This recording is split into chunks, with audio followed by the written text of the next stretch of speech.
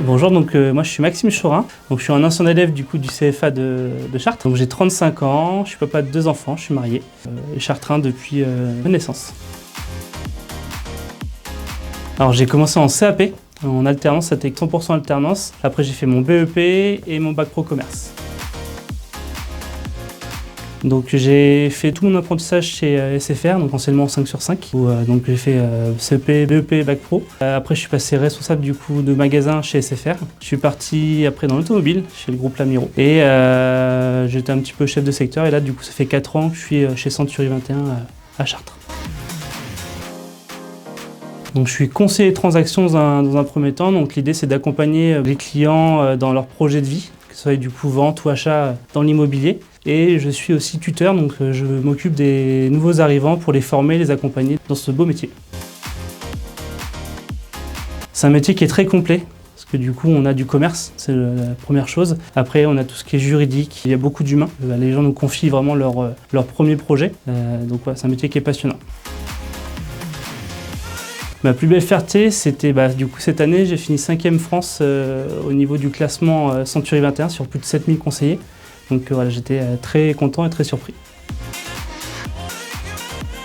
Alors en fait, c'est une récompense que peuvent avoir tous les conseillers Century 21 par rapport à une réalisation d'un nombre de chiffres d'affaires.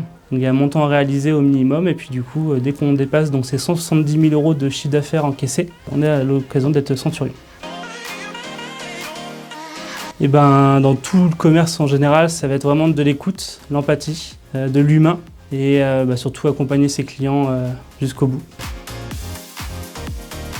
Oui, c'était un appartement d'une petite mamie qui devait malheureusement rejoindre ses enfants parce qu'elle vieillissait, donc elle déménageait sur Nantes. Et c'était vraiment mon premier mandat et ma première vente. C'est un beau projet.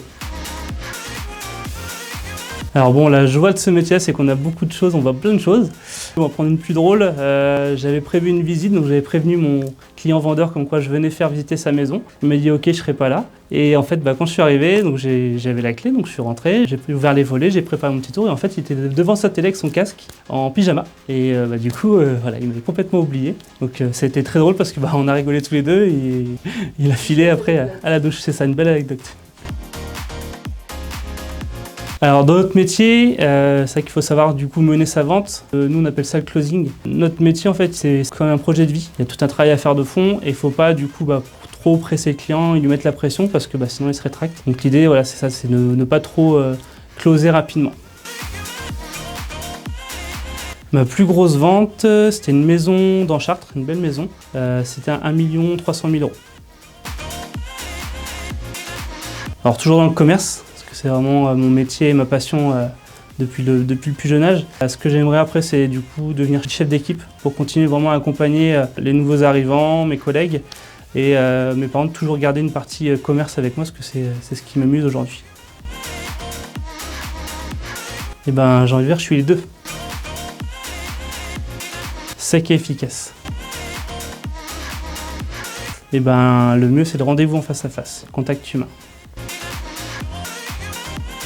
Vente flash. Et les deux, parce qu'il faut s'adapter vraiment à toute typologie de client. Donc les deux. Et les deux aussi, car un client qui a acheté avec nous peut devenir un nouveau client dans quelques années.